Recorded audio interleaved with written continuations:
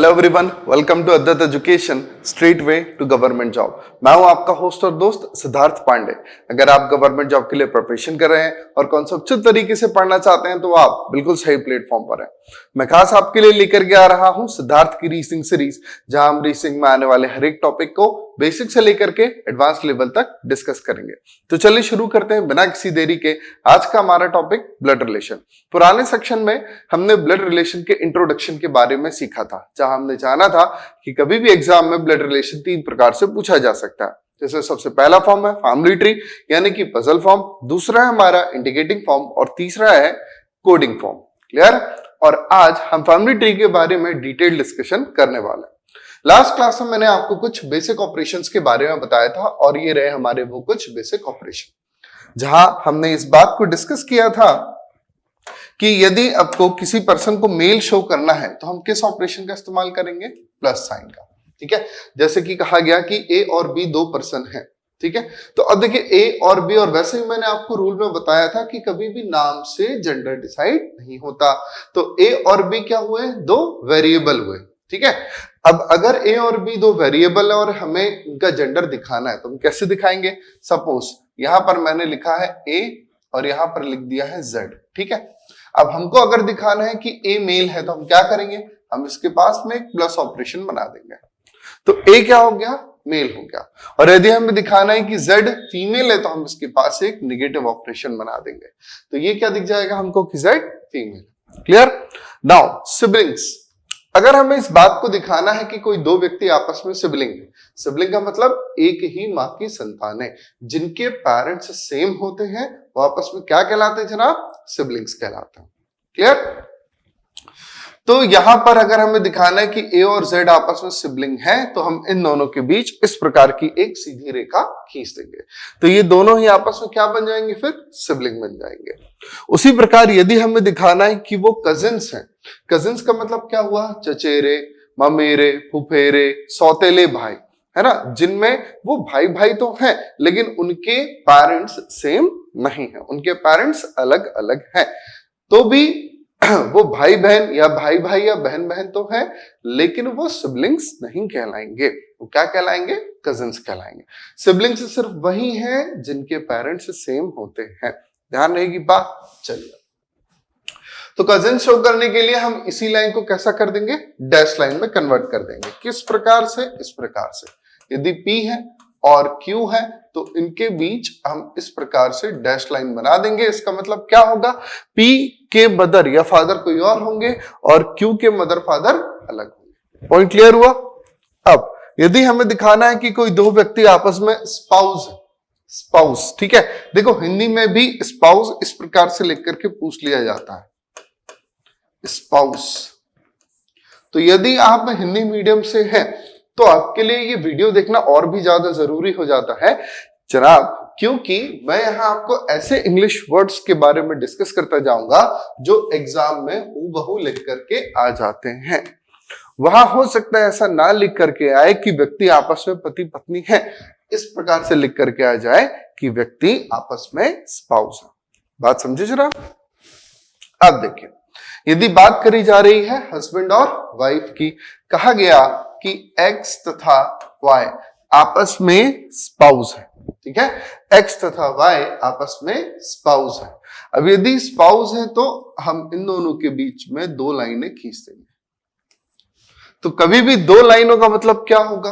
कि दोनों व्यक्ति आपस में स्पाउस, पति पत्नी। ठीक, now generation gap. So what is generation gap? Generation gap को हम इस प्रकार से समझ सकते हैं कि a particular age difference between a son and a father, got it? किसी पिता और पुत्र के बीच आयु के डिफरेंस को या फर्क को या संबंध को क्या कहा जाता है? जनरेशन गैप कहा जाता है। एक पीढ़ी का अंतराल, जब पीढ़ियां बदलती हैं। ठीक है, पीढ़ियां कैसे लेते हैं आइए मैं आपको दिखाता हूं और बेहतर तरीके से कि पीढ़ियां लेनी किस प्रकार से है। ठीक है, बहुत ध्यान से समझिएगा क्योंकि ये है बहुत इंपॉर्टेंट। जैसे कि यहां पर अगर हूं मैं, है ना, मी, अब यदि मैं इससे अपने आप से ऊपर की तरफ चलूंगा तो मुझे क्या मिलेंगे? फादर या मदर, है ना, एक्सेट्रा, जो भी मुझसे उम्र में अधिक है और इमीडिएट है, तो यहां पर क्या होगी, जनरेशन गैप +1।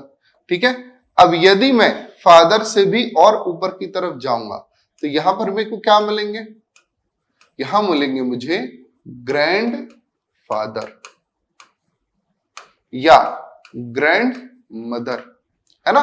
तो अब मेरे और ग्रैंडफादर या ग्रैंड मदर के बीच जो आने वाली जनरेशन गैप है ये कितनी होगी जनाब, ये होगी +2।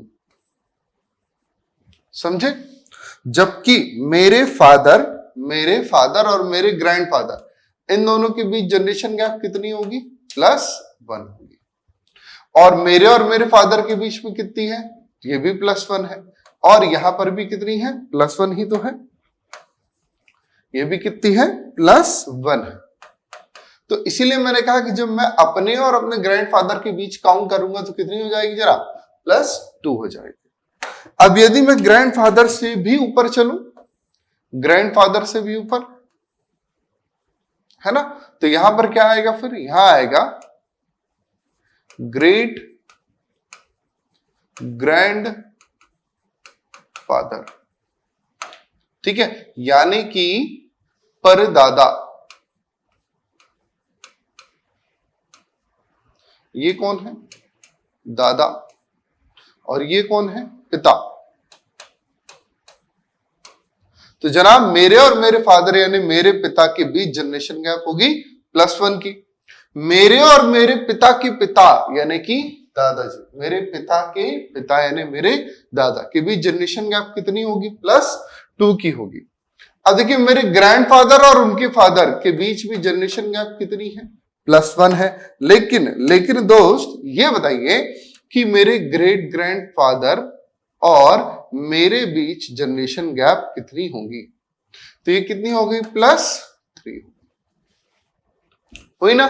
जब भी मैं अपने से मेरे ग्रैंडफादर की तरफ जाऊंगा तो जनरेशन गैप क्या रहेगी, +3 रहेगी। ठीक है, किस प्रकार से, ध्यान रखिएगा, जब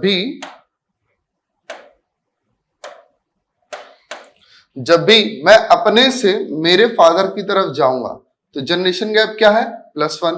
मैं अपने से मेरे ग्रैंडफादर की तरफ जाऊंगा तो जनरेशन गैप +2। मैं अपने से मेरे ग्रेट ग्रैंडफादर की तरफ जाऊंगा तो जनाब क्या आएगा, जनरेशन गैप +3। ठीक है, सिमिलरली देखिएगा, यदि मेरे फादर से मैं अपनी तरफ आता हूं, मेरे फादर से मेरी तरफ, तो जनरेशन गैप -1। मेरे ग्रैंडफादर से मैं अपनी तरफ आऊंगा तो जनरेशन गैप -2, और मेरे ग्रेट ग्रैंडफादर से मैं अपनी तरफ आऊंगा तो -3।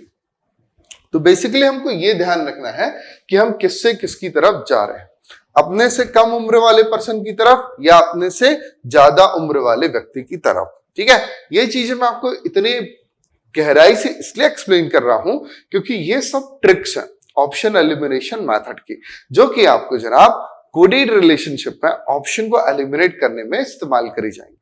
पॉइंट क्लियर हुआ, चलिए आगे बढ़ते हैं। फिर आगे तो अब हम देखने वाले हैं कि ये जो हमारे बेसिक ऑपरेशंस है ना, ये इनका इस्तेमाल कैसे करना है। यहां तो मैंने एक रफ आइडिया में बता दिया है, जब ये परीक्षा में आते हैं तो फिर इन्हें कैसे बनाना है उस बात को अब हम और भी बेहतर तरीके से समझते हैं। ठीक है, तो देखिए अब हमसे जैसे कहा गया कि A is father of B, Hindi में बोल दे रहा हूं, लिख लीजिए, ए बी के पिता हैं। ठीक है, A is father of B, A B के पिता है। तो अब देखिए फादर कौन हुआ, ए हुआ, तो यदि हम इसको ड्रॉ कर रहे हैं तो यहां पर आएगा ए, ऊपर की तरफ कौन आएगा जनाब, ए आएगा ना। इन दोनों के बीच एक जनरेशन गैप का फर्क होगा और नीचे की तरफ में कौन आ जाएगा, बी। एकदम क्लियर, क्योंकि फादर कौन है, पिता कौन है, ए है, और इसीलिए ए का जेंडर क्लियर हो गया कि ये मेल है, तो यहां पर हमने ऐसे प्लस बना दिया। ठीक, तो ये क्या कहलाया, यही कहलाया एक फैमिली ट्री डायग्राम का रिप्रेजेंटेशन। ये छोटी सी बात ही फैमिली ट्री है कि A is father of B. ठीक, फैमिली ट्री यानी कि ऐसी जानकारी जो हमको थ्योरेटिकल तरीके से दी गई है, ठीक है, ऐसी जानकारी जो हमको थ्योरेटिकल तरीके से दी गई है उसे कोडबद्ध तरीके से दिखा देना ही फैमिली ट्री डायग्राम कहलाता है। बात एकदम क्लियर है? Very good. तो हमने कहा ए इज फादर ऑफ बी, ठीक है जनाब। अब हमने आगे कहा कि बीज ब्रदर इज सी। हिंदी में लिखेगा बी का भाई सी है। कौन है? बी का भाई सी है। बी किसी का भाई नहीं है, बी का भाई सी है। ठीक, तो अब सर यहां पर अब हम क्या माने, सिबलिंग मान लें या कजन मान लें? तो देखिए जनाब, मानने को तो कुछ भी माना जा सकता है, सिबलिंग भी मान सकते हैं और कजिन भी मान सकते हैं, लेकिन पहली प्रायोरिटी हम किसको देंगे? पहली प्रायोरिटी देंगे हम सिबलिंग को।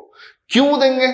क्योंकि यहां अभी तक पेरेंट्स में सिर्फ एक ही व्यक्ति है, किसी और की चर्चा आगे नहीं की जा रही है, इसीलिए प्रायोरिटी के बेसिस पर हम मान लेंगे कि वो सिबलिंग है। क्लियर? तो हमने कहा कि ठीक भाई, बी का भाई कौन है? सी है। तो अब बताइए जरा, बी का जेंडर क्लियर हुआ या सी का जेंडर क्लियर हुआ? सी का जेंडर क्लियर हुआ ना, तो सी कौन हो गया? मेल हो गया। ठीक, आगे बढ़ते हैं फिर। B's brother is C.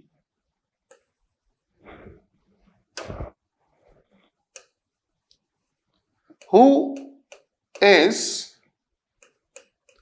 The only son of D. Hindi में जो कि, ठीक है, जो कि डी का इकलौता पुत्र है। अब देखिए सबसे बड़ा कंफ्यूजन, सर ये हु किसके लिए इस्तेमाल होता है? तो जनाब आज से ये कंफ्यूजन खत्म। हु का इस्तेमाल होता है इसके ठीक पास लिखे हुए व्यक्ति के लिए। हु हिंदी में क्या इस्तेमाल होता है? जो, और या तो फिर हम कह सकते हैं जिसका। ठीक है, जो या जिसका के लिए क्या इस्तेमाल होगा जनाब? हु का इस्तेमाल होगा। हु यानी कि उसके ठीक पास वाला, तो पास वाला कौन है? सी है, तो C is the only son of D. Only son, ठीक। तो सर अब ये इसका सिबलिंग ही रहेगा या कजिन हो जाएगा? क्योंकि ये तो ओनली सन की बातचीत करी जा रही है। वेरी गुड, अभी देखिए हम आपका डाउट क्लियर कर देता है। सबसे पहले तो हम क्या करें, यहां पर एक जनरेशन का गैप लेते हुए ले लेते हैं, प्लेस करा लेते हैं डी को, क्योंकि C is the only son of D. ठीक, जितनी इंफॉर्मेशन हमको दी गई थी उतना हमने यहां पर ड्रॉ कर दिया है, लेकिन इतना ड्रॉ करने के साथ साथ हमारे पास यहां पर कुछ हिडन इंफॉर्मेशन निकल करके बाहर आती है। किस प्रकार की हिडन इंफॉर्मेशन? तो बहुत ध्यान से देखिएगा। हमसे कहा गया कि बी के फादर है ए। क्लियर? बी के फादर है ए, और यदि बी सी का भाई है, यदि बी का भाई सी है, बी के फादर है ए और बी का भाई है सी, तो सी के फादर भी कौन होंगे जनाब? ए होंगे ना। Very good. और यदि सी के फादर ए है और सी डी का भी बेटा है, तो डी कौन कहलाई? वेरी गुड, डी कहलाई मदर, है ना। डी किसकी मदर है? सी एज वेल एज बी, दोनों की ही मदर है। नाउ यदि डी का इकलौता बेटा है सी और उसका सिबलिंग है बी, तो बी का जेंडर क्या होगा? माइनस, यानी कि बी सी की बहन है। द मोस्ट इंपॉर्टेंट पॉइंट, जब भी अब कभी आपसे कहा जाए ओनली सन, है ना, ओनली सन यानी कि इकलौता बेटा, और इकलौते बेटे का यदि आता है कोई सिबलिंग, यदि हमें दिखा रहा है कि कोई सिबलिंग है, तो उस इकलौते बेटे का सिबलिंग हमेशा फीमेल होगी, क्योंकि बेटा इकलौता है, बेटी तो कितनी भी हो सकती हैं। ठीक है। और यदि कहा गया है ओनली डॉटर इसका मतलब क्या? इकलौती बेटी, ठीक है। और फिर है इसका सिबलिंग, ठीक, इकलौती बेटी और इसका क्या है? सिबलिंग। तो फिर ये कैसी होगी? हमेशा एक मेल होगा। लेकिन जनाब अब आपका डाउट होने वाला है क्लियर, बड़े ध्यान से देखिएगा। यदि जनाब कहा गया है ओनली चाइल्ड, ठीक है, यदि कहा गया है इकलौती संतान, भैया इकलौती संतान का सिबलिंग, बताइए इकलौती संतान का सिबलिंग क्या होगा? अरे सर कैसा कर रहे हैं? इकलौती संतान का सिबलिंग तो हो ही नहीं सकता। कहा जा रहा ओनली चाइल्ड, इकलौती संतान, एक ही बच्चा है, एक लड़का या एक लड़का नहीं, लड़की नहीं, बच्चा ही एक है, ओनली चाइल्ड। तो जब ओनली चाइल्ड कहा जाता है तो फिर उसका कोई भी सिबलिंग नहीं होता, लेकिन ओनली सन कहे जाने पर सिबलिंग हो सकता है और ओनली डॉटर कहे जाने पर भी सिबलिंग हो सकता है। बस पॉइंट क्या रहेगा कि यदि ओनली सन कहा गया है तो सिबलिंग हमेशा फीमेल होगी और यदि ओनली डॉटर कहा गया है तो सिबलिंग हमेशा मेल होगा। लेकिन यदि ओनली चाइल्ड कहा गया है तो फिर कोई भी सिबलिंग नहीं होगा। बात समझ में आई? बिल्कुल समझ में आई। तो चलिए फिर आगे बढ़ते हैं।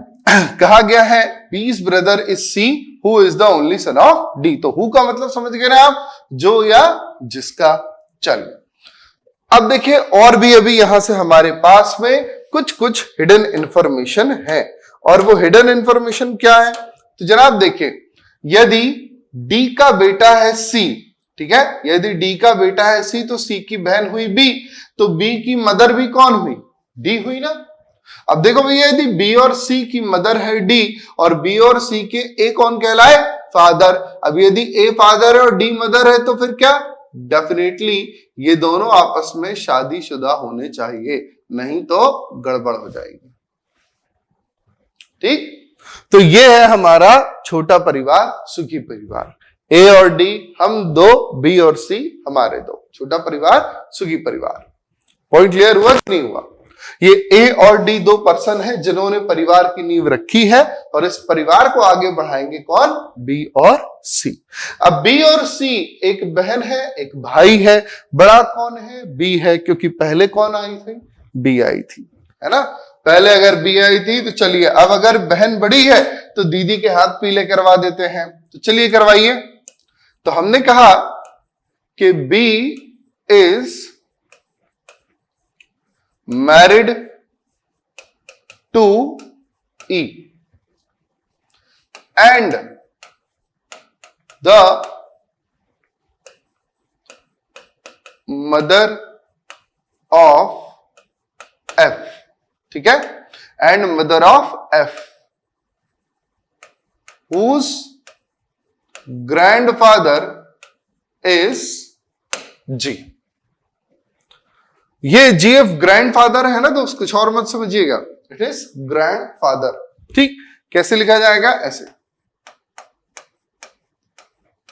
Grand father. क्लियर? तो चलिए अब इस बात को हम ड्रॉ करते हैं। कहा गया B is married to E and the mother of F. तो चलिए जनाब, बी की शादी अब हम करवा देते हैं किसके साथ? जिसके साथ आपकी इच्छा हो करा दीजिए। नहीं नहीं भाई, जिसके साथ आपकी इच्छा है ऐसा नहीं कर सकते, जो हमको दिया गया है उसी के साथ कराना होगा। तो B is married to E, B की शादी हमने करा दी किसके साथ? ई के साथ। तो यदि हमने बी की शादी ई से कराई है तो जनाब क्या ई का जेंडर क्लियर होगा? कमेंट करके बताइएगा कि क्या ई का जेंडर क्लियर होगा। जहां पर बी एक फीमेल है और ई कौन होगा या कौन होना चाहिए? क्या डेफिनेटली ई का जेंडर आप बता सकते हैं? तो हाँ, जब तक आप ब्लड रिलेशन पढ़ रहे हैं तब तक आप ई का जेंडर डेफिनेटली बता सकते हैं कि ई इज अ मेल। ध्यान रखिएगा, जब तक आप ब्लड रिलेशन कॉम्पिटिटिव एग्जाम के लिए पढ़ सकते हैं, तब तक एक लड़का लड़की से शादी करेगा और लड़की लड़के से शादी करेगी। लेकिन जनाब रियलिटी में ऐसी कोई नेसेसिटी नहीं है, कोई भी किसी से शादी कर सकता है। बेशक आप अपना हमसफर यानी कि जीवन साथी या जीवन संगी चुनने के लिए पूर्णतः आजाद हैं। आप जिससे चाहें उससे शादी करें, बशर्ते जिससे करना चाह रहे हैं उसकी भी रजामंदी होनी चाहिए। बात समझे? लेकिन जब तक आप कॉम्पिटिटिव एग्जाम में ब्लड रिलेशन पढ़ रहे हैं तो पुरुष की शादी महिला से और महिला की शादी पुरुष से कराई जाएगी। लेकिन इन रियल लाइफ आप बिल्कुल स्वतंत्र हैं, आप जिससे चाहें उससे विवाह कर सकते हैं।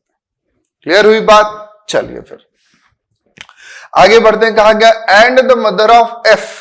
अब देखिए एक बहुत अच्छा कंफ्यूजन होता है कि ये एंड जो लगा हुआ है, जिसे हम हिंदी में कहते हैं और, एवं, तथा, व, ये चार शब्दावलियां हैं जो एंड के लिए प्रयोग की जाती हैं। तो जब किसी वाक्य में एंड का प्रयोग होता है, when end is used in any sentence, then it represent the first person of the statement. जब भी किसी वाक्य में और, एवं, तथा वाक्य प्रयोग होता है तो वाक्य की शुरुआत से पहले व्यक्ति को डिनोट किया जाता है। यानी कि यहां एंड किसके लिए यूज हो रहा है? जो दूर वाला है बी, उसके लिए। ध्यान रखना, हु यानी पास वाला, एंड यानी दूर वाला। राइम बना लो, हु यानी पास वाला, एंड यानी दूर वाला। Point clear?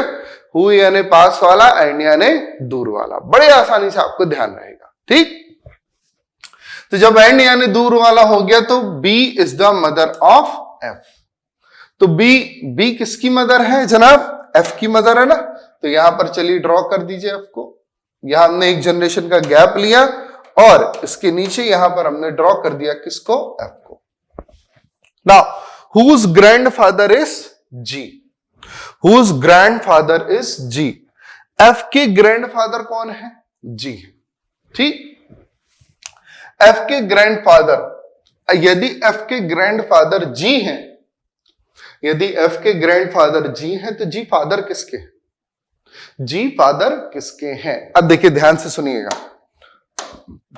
साधारण तौर पर व्यक्ति ग्रैंडफादर का मतलब सीधे सीधे दादाजी से संबंधित कर देते हैं। दादाजी का मतलब क्या हुआ? दादाजी का मतलब हुआ पिता के पिता, है ना? यही हुआ ना, दादाजी का मतलब क्या हुआ? पिता के पिता। एकदम क्लियर है। लेकिन ग्रैंडफादर का इकलौता मतलब दादा नहीं होता। ग्रैंडफादर का उपयोग सेम टू सेम नाना के लिए भी किया जाता है, जिसका मतलब क्या हुआ? माता के पिता। तो ग्रैंडफादर एक ऐसा शब्द है जो पिता के पिता और माता के पिता दोनों के लिए इस्तेमाल किया जा सकता है। लेकिन सर हमने तो कुछ ऐसा भी सुना था कि जब आपको मैटरनल ग्रैंडफादर दिया जाए, ठीक है, जब आपको मैटरनल ग्रैंडफादर दिया जाए तभी आपको माता के पिता को कंसीडर करना है। तो हाँ, मैं कहां मना कर रहा हूं। लेकिन अगर मैटरनल ग्रैंडफादर के कहे जाने पर ही नाना को कंसीडर करना है तो इस हिसाब से तो पैटर्नल ग्रैंडफादर कहे जाने पर ही दादा यानी पिता के पिता को कंसीडर करना चाहिए। नियम अलग अलग क्यों? नियम तो सेम ही होगा ना भाई, नियम तो सेम ही होगा ना। यदि मैटरनल ग्रैंडफादर कहे जाने पर ही माता के पिता को कंसीडर करना है तो फिर पैटर्नल ग्रैंडफादर कहे जाने पर ही पिता के पिता को कंसीडर करना चाहिए। बात समझ में आई? कॉम्पिटिटिव एग्जाम में आपको कंफ्यूज कराने के लिए यदि वो ग्रैंडफादर बोल करके मैटरनल ग्रैंडफादर की चर्चा कर देते हैं तो कोई बड़ी बात नहीं है। They have rights. ध्यान रखिएगा, आप परीक्षा में पास हो कितने लोग चाहते हैं? आप और मैं। बाकी पूरी कायनात मिलकर के क्या चाहती है? फेल हो जाओ। बात समझ में आई? तो इसीलिए एग्जामिनर ये पूरी कोशिश करेगा कि वो कुछ एक ऐसे क्वेश्चन को लिखे, बनाए जहां पर आप कंफ्यूज हो, फंसो, गलती करो और मार्क्स माइनस में आ जाए। बात समझे? इसीलिए बहुत गौर फरमाइएगा कि ग्रैंडफादर लिखा हुआ है। ठीक, जब हिंदी में आएगा तो ऐसे आ सकता है। हिंदी वालों आप ऐसा खुश मत होइएगा दादा या नाना तो लिख करके आएगा ही आएगा ना, जी नहीं जनाब, इस प्रकार से ग्रैंडफादर लिख करके दे देगा और आप भी फिर फंस जाएंगे। तो सर जाना किसके साथ है? प्रायोरिटी के साथ जाना है। कैसे?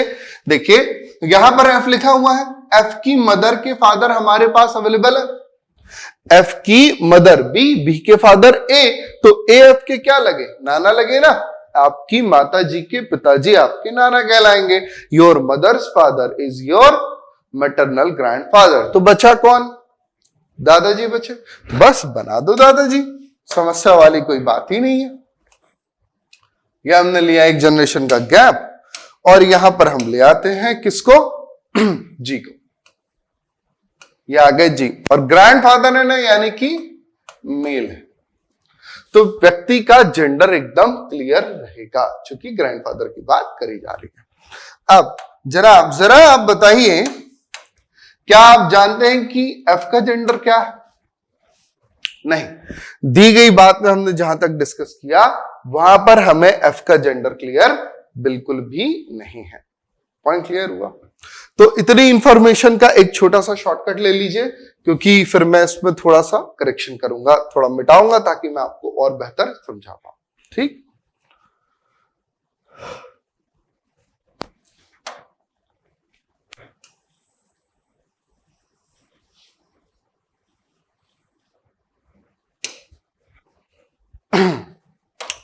तो अब कहानी बड़ी आगे। तो देखिए भाई, दीदी के हाथ पीले हो गए, एक बच्चा भी हो गया, परिवार सुखीमय चल रहा है। अब तक सी जो एक लड़का था, इसकी शादी करानी पड़ेगी, ये भी तो बड़ा हो गया होगा ना। जब भाई इनका एक बच्चा भी हो गया तो ये भी तो अब तक बड़ा हो गया, इसकी भी शादी करानी पड़ेगी, नहीं तो फिर ये कबीर सिंह बन जाएगा। तो भैया कबीर सिंह ना बनाओ, इनकी शादी करा दो। तो चलिए शादी करा देते हैं। कैसे शादी कराएंगे? इसकी शादी कुछ नए प्रकार से होगी। देखिए किस प्रकार से होगी। हमसे कहा गया कि C is the son in law of H. C H का सन इन लॉ है, यानी कि सन इन लॉ यानी कौन हुआ? दामाद हुआ। किसका दामाद है? एच का दामाद है। ठीक, तो एक बार कोशिश कीजिएगा कि आप इंडिपेंडेंटली इस बात को ड्रॉ कर सको। कैसे ड्रॉ होगा कि C is the son in law of H. ठीक है, मैं आपको एकदम प्योरली इंडिपेंडेंट होकर के दिखाता हूं। ठीक, C is the son in law of H. जैसे कि ये रहा सी। अब यदि हमें किसी को इसका दामाद बनाना है तो सबसे पहले क्या करना होगा? हमें इसकी शादी करानी पड़ेगी।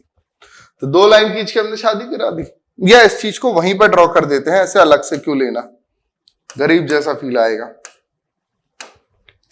तो हमने कहा कि सबसे पहले हमें क्या करना होगा जनाब? सी की हमें सबसे पहले शादी करवानी होगी। ठीक है, तो चलिए सी की हम सबसे पहले तो शादी करवा देते हैं। तो ये है एक लाइन और ये है दूसरी लाइन। ये हो गई सी की शादी। किसके साथ होगी? जो भी होगा वो होगा तो एक फीमेल, लेकिन वो है कौन नहीं पता कि वो कौन, लेकिन जो भी होगा एक फीमेल होगा ना। अभी आपको मैंने पढ़ाया कि जब तक हम रीजनिंग पढ़ रहे हैं तब तक एक मेल की शादी फीमेल से और फीमेल की शादी मेल के साथ में होगी। Any doubt? No doubt, clear है। तो सी की शादी एक फीमेल के साथ हुई। ठीक है जनाब, और ये फीमेल है कौन? तो जनाब ये जो फीमेल है वो है एच की कन्या, एच की बिटिया रानी। क्लियर? सी ने शादी करी किसके साथ? एच की बेटी के साथ। तो सी कौन बन गया? एच का दामाद, जमाई राजा, है कि नहीं? हो गया ना दामाद। सी ने जब शादी करी एच की बेटी के साथ तो सी कौन बन गया?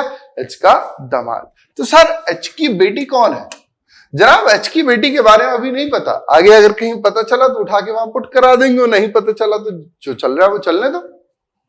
सी ने काल्पनिक रूप से शादी कर ली है किसके साथ? एच की बेटी के साथ। तो ये जो ड्रॉ करना है इसको हम कहते हैं हिडन, या हिडन नहीं, हिडन इंफॉर्मेशन तो मैं आपको पहले ही सिखा चुका हूं। ये क्या कहलाएगा आपका? ये कहलाएगा अननोन, अननोन रिलेशन ड्रॉ करना। इस प्रकार से हम किसी भी प्रकार की एक अननोन रिलेशनशिप को ड्रॉ कर सकते हैं। मान लेते हैं कि हां ऐसा होगा, ठीक है, कि उसकी एक पत्नी होगी और वो पत्नी होगी एच की बेटी, तो सी कौन बन जाएगा? एच का दामाद बन जाएगा। एकदम सिंपल सी बात है, बिल्कुल। तो सीख गए ना आप कि अननोन रिलेशन कैसे ड्रॉ करना है। Very good. तो C is the son in law of H. आगे बढ़ाते हैं। whose only daughter is I,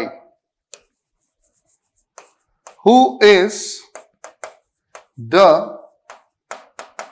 mother of J and sister of K। Hindi में लिखिएगा सी एच का सन इन लॉ यानी कि दामाद है, जिसकी इकलौती बेटी है आई, जिसकी इकलौती पुत्री आई है, जो कि जे की माता एवं के की बहन है, जो कि जे की माता एवं के की बहन है। बात समझे जरा? बिल्कुल समझ गए। तो यहां हुज ओनली डॉटर, तो हु का संबंध किससे होगा? बेशक एच के साथ होगा, पास वाला बंदा। हु का संबंध किसके साथ होगा? एच के साथ होगा ना, बिल्कुल होना चाहिए भाई।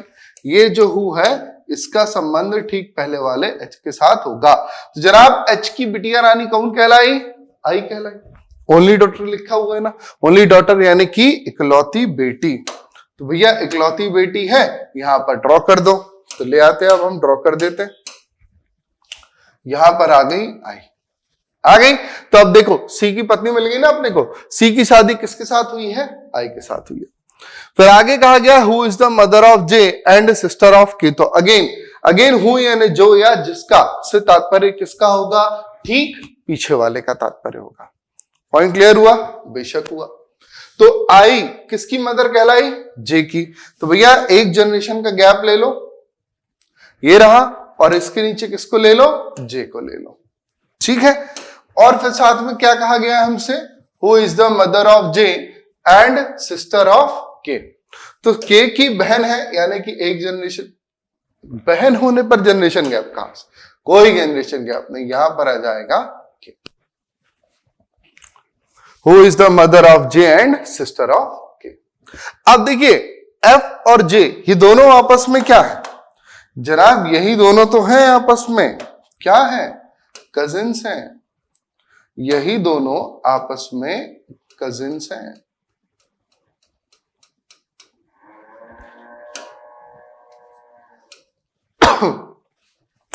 क्योंकि इनके बीच जनरेशन गैप तो कोई नहीं है ना, और साथ ही साथ इनके माता पिता भी अलग अलग हैं। तो ये बन के तैयार हो गया आपका एक फैमिली ट्री, ठीक। और यही था हमारा पजल फॉर्म।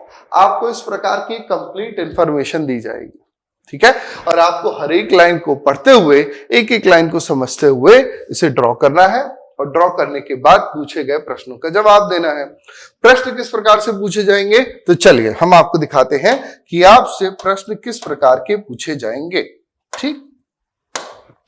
तो क्वेश्चन नंबर 1, प्रश्न पहला, कहा गया हमसे कि बताइए how is C related to K. C का के से क्या संबंध है? How is C related to K. C का के से क्या संबंध है? तो देखिए इसमें ना इतने सारे स्टूडेंट्स कंफ्यूज हो जाते हैं कि किसका किससे क्या संबंध बताना है, ठीक। आज वो कंफ्यूजन का आखिरी दिन है। जो मैं बता दे रहा हूं उसे ही ध्यान रखना, और कुछ खास नहीं बता रहा हूं। देखिए जो पहला व्यक्ति दिख रहा है आपको, कौन दिख रहा है भैया? पहला व्यक्ति सी दिख रहा है ना जनाब। तो ये रहा सी, पहला व्यक्ति। इसका जेंडर चेक कीजिए कि फैमिली ट्री में इसका जेंडर दिया गया है या नहीं। तो जनाब यदि इसका जेंडर क्लियरली हमको दिया है तो हम डेफिनेट आंसर दे सकते हैं, और यदि क्लियरली नहीं दिया गया तो फिर हम डेफिनेट आंसर नहीं दे सकते। बात समझे? तो यहां पर हमने देखा कि ये सी का जेंडर एकदम क्लियर है, यानी हम एक डेफिनेट आंसर दे सकते हैं। पहले व्यक्ति का जेंडर चेक करना है और दूसरे व्यक्ति को अपने आप को मान लेना है कि ये मैं हूं। कौन? के मैं हूं। पहले का जेंडर चेक करना है और दूसरे को अपने आप को मान लेना है, और अपने आप को मानते हुए पहले व्यक्ति तक संबंध बनाओ। ठीक है। अब यदि मैं मान लेता हूं कि के मैं हूं, रिलेटेड टू के ना, यदि के मैं हूं, है ना जनाब, यदि के मैं हूं, तो मेरी बहन कौन है? आई। मेरी बहन कौन है? आई। और मेरी बहन का पति कौन है? सी। मेरी बहन का पति कौन है? सी। और मेरी बहन का पति यदि सी है तो मेरा क्या कहलाएगा? मेरी बहन का पति मेरा क्या कहलाएगा? जी हां दोस्तों, बिल्कुल सही जवाब। मेरी बहन का पति मेरा कहलाएगा जीजा जी, और लड़कियों का जीजू। ठीक है। और इंग्लिश में हम इसे क्या कहेंगे? Brother in law. कानूनन रूप से भाई। जीजा जी, लड़कियों का जीजू क्या कहलाएगा? Brother in law. ठीक है। बहनोई भी कहला सकता है। देखिए जीजा जी और बहनोई में क्या फर्क है? यदि आपकी बड़ी बहन के हस्बैंड है, यदि आपकी बड़ी बहन यानी आपसे उम्र में बड़ी है आपकी बहन और उनके हस्बैंड है, तो वो आपके जीजा जी। लेकिन यदि आपकी बहन आपसे उम्र में कम है, छोटी है, और उनके हस्बैंड है, तो क्या कहलाएंगे? बहनोई कहलाएंगे। भाई जीजा का खर्चा करवा सकते हो, बहनोई का ना करवाना। बात समझे? चलो नेक्स्ट देखिए। नेक्स्ट सवाल पूछा गया कि हाउ इज के रिलेटेड टू सी? के का सी से क्या संबंध है? तो हमने क्या सीखा है जनाब? हमने सीखा है कि हम सबसे पहले दिए गए व्यक्ति का जेंडर चेक करते हैं, सबसे पहले दिए गए व्यक्ति का जेंडर चेक करते हैं, और आखिरी में दिए गए व्यक्ति को अपने आप को मानते हुए पहले व्यक्ति तक संबंध बनाते हैं। ठीक है। तो चेक कीजिए क्या के का जेंडर क्लियर है? तो यहां पर अधिकतर लोगों का जवाब होगा नहीं सर, के का जेंडर क्लियर नहीं है। लेकिन मेरा जवाब है कि जी हां दोस्तों, के का जेंडर क्लियर है और के एक मेल है। कैसे पता चला सर? देखिए जनाब, हमसे कहा गया है ओनली डॉटर इज आई, और शुरुआत में मैंने आपको पढ़ाया था कि ओनली डॉटर का सिबलिंग क्या कहलाता है? मेल कहलाता है कि नहीं? ओनली डॉटर का सिबलिंग जनाब क्या कहलाता है? बेशक मेल कहलाता है। तो ओनली डॉटर का सिबलिंग कौन हुआ जनाब? मेल हो गया। तो इसीलिए के का जेंडर क्या हुआ? मेल हुआ ना। Very good. तो यहां पर के का जेंडर क्लियर है। सी को यदि मैं अपने आप को मानता हूं कि सी मैं हूं, तो मेरी पत्नी है आई। ठीक है भाई, सी यानी मैं, और मेरी पत्नी हुई कौन? आई। और मेरी पत्नी का भाई मेरा क्या कहलाया? साला कहलाया। बेशक क्या कहलाया? साला कहलाया। और साले को भी क्या कहा जाता है? Brother in law. जनाब आप यदि वीडियो देख रहे हैं तो कमेंट बॉक्स में यस और लिख करके जाइएगा कि आप मैरिड हैं या नहीं, या जिससे मैरिज करनी है वो डिसाइडेड हो चुका है या चुकी है या नहीं। यस और नो लिख करके जाइएगा। ठीक है, बाकी मैं समझ जाऊंगा। तो बात समझे आप? जीजा को भी क्या कहेंगे हम? Brother in law. साला को भी क्या कहेंगे हम? Mother in law. ठीक। अब देखिए, अब एक नए प्रकार का प्रश्न कहा गया कि if Z is the brother of B, then how is Z related to I। Hindi में लिखिएगा जनाब, यदि Z B का भाई हो, यदि Z B का भाई हो तो बताएं Z का I से क्या संबंध है। यदि Z B का भाई हो तो बताएं Z का I से क्या संबंध है। बात समझे? यदि Z B का भाई है तो बताएं Z का I से क्या संबंध है। तो Z तो यहां दिए ही नहीं, तो क्या करें, पहला ऑप्शन में दिया होगा CND। पहले ऑप्शन में क्या दिया होगा, CND। यदि आपने पिक किया तो गए, नहीं पड़ेगा फिर। तो हमको यहां Z को इंट्रोड्यूस कराना होगा। कैसे इंट्रोड्यूस कराएंगे, आइए दिखाते हैं। यहां पर आप ले लीजिए जनाब Z को, यहां पर आ गया हमारा Z, और यदि यहां पर Z आया है और Z कौन है, B का भाई है, तो ऑटोमेटिकली ये किसका भाई होगा, C का भी भाई होगा ना। Z एक चल रही मूवी में गेस्ट अपीयरेंस रोल की तरह है, जिसका बाकी की मूवी से कोई लेना देना नहीं होता। वो लिमिटेड टाइम पीरियड के लिए आते हैं, अपना काम करते हैं और चले जाते हैं। ठीक है, गेस्ट अपीयरेंस रोल होते हैं ना, कई मूवीज में आपने देखा होगा, सलमान खान या शाहरुख खान साहब, जैसे I think so Reddy movie में अजय देवगन साहब का रोल जो था वो एक किसका था, गेस्ट अपीयरेंस रोल था। ठीक है, सलमान खान साहब की एक और मूवी है ट्यूबलाइट, है ना, ट्यूबलाइट मूवी में किसका रोल है, शाहरुख खान साहब का, वो भी कैसा है, एक गेस्ट अपीयरेंस रोल है, जो एक लिमिटेड टाइम पीरियड के लिए मूवी में इंट्रोड्यूस होते हैं। तो वैसे ही आपकी इस ब्लड रिलेशन की मूवी में जो Z है वो परिवार में तो संबंधित नहीं है, लेकिन उसका लिमिटेड टाइम ऑफ पीरियड के लिए इंक्लूजन कराया जा रहा है। तो Z के आने से सिर्फ इसी क्वेश्चन में परिवर्तन होगा, बाकी किसी भी क्वेश्चन में परिवर्तन नहीं होगा। Z की मौजूदगी सिर्फ प्रश्न क्रमांक 3 के लिए ही महसूस कराई जाएगी, इसके बाद Z को वापस हटा दिया जाएगा। क्लियर? देखिए इफ लगा हुआ है ना, यदि इफ यानी यदि Z B का भाई है, then how is Z related to I, तो Z का I से क्या संबंध होगा। तो चलिए, जैसा कि मैंने आपको बताया था कि पहले व्यक्ति का जेंडर चेक कीजिए, दूसरे को अपने आप को मानते हुए पहले तक संबंध बनाइए।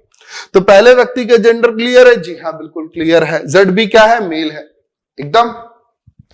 अगला व्यक्ति कौन है, I। दूसरा व्यक्ति कौन कहलाया, I को यदि मैं अपने आप को मान लेता हूं तो मेरा पति कहलाया C। क्लियर? यदि I मैं हूं तो जनाब मेरा पति कौन कहलाया, C, और मेरे पति का भाई यानी मेरा जेठ या फिर देवर। कैसे पता चलेगा, तो भैया यदि उम्र में बड़े हैं तो जेठ जी, और यदि उम्र में छोटे हैं तो देवर जी। पॉइंट क्लियर हुआ? यदि उम्र में बड़े हैं तो जेठ जी, और यदि उम्र में छोटे हैं तो देवर जी। अब I से नहीं C से कंपेयर होगा। यदि I के पति से बड़े हैं Z तो जेठ, और छोटे हैं तो देवर। लेकिन जनाब इंग्लिश में है एक ही वर्ड, ब्रदर इन लॉ। क्या कहलाए, ब्रदर इन लॉ।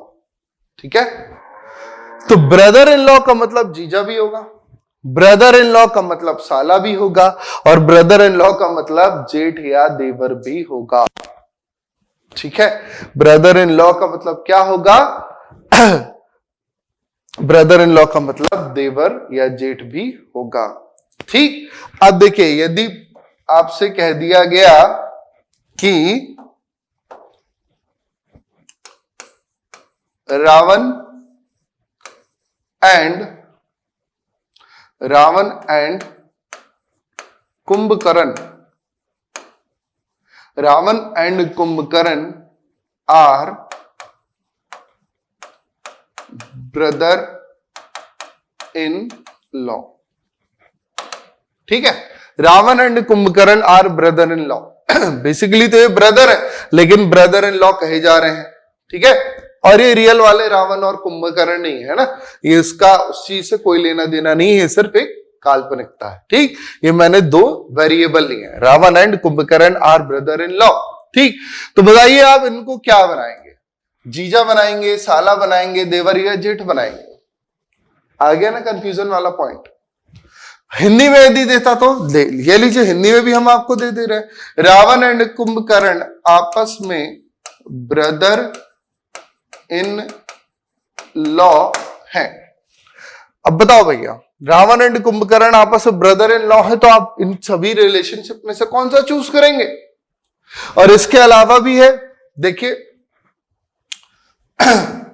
यहां पर है रावण, ठीक, रावण मेल है क्योंकि ब्रदर इन लॉ, इसने शादी करी किससे? एक फीमेल से, करेगा तो फीमेल से, ठीक है। और इस फीमेल की थी एक सिबलिंग, बहन, यानी ये कौन कहलाएगी? रावण की साली।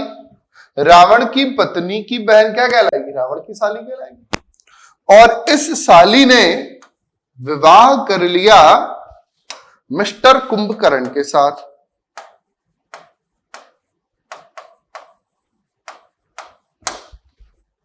किसके साथ? मिस्टर कुंभकर्ण के साथ, ठीक है। यहां पर हम रह गया भाई, देखना किसके साथ विवाह कर लिया? मिस्टर कुंभकर्ण के साथ, ठीक। तो अब देखिए ये दोनों आपस में क्या कहलाए? ये दोनों भी आपस में कहलाए हैं ब्रदर इन लॉ। ये दोनों भी आपस में क्या कहलाएंगे? ब्रदर इन लॉ ही कहलाएंगे। और हिंदी में इन्हें क्या कहा जाएगा? साढ़ू भाई, ठीक है। इतना कुछ समझ में आया? यदि समझ में आया तो एक प्रश्न पूछ रहा हूं, उसका जवाब दीजिएगा कि आपके पत्नी का भाई आपका साला, ठीक है, आपके पत्नी का भाई आपका साला, आपके साले की पत्नी आपकी क्या कहलाएगी? आपके साले की पत्नी आपकी क्या कहलाएगी? इस बात का जवाब दीजिए। तो इस बात का जवाब लिखिएगा और इसी के साथ मैं आपका ये डाउट क्लियर करूंगा आपकी नेक्स्ट क्लास में। तो आगे इसी प्रकार की इंटरेस्टिंग चीजों को जानने के लिए जुड़े रहिए मेरे साथ, अद्वैत एजुकेशन के साथ। फिर होगी मुलाकात। जय हिंद।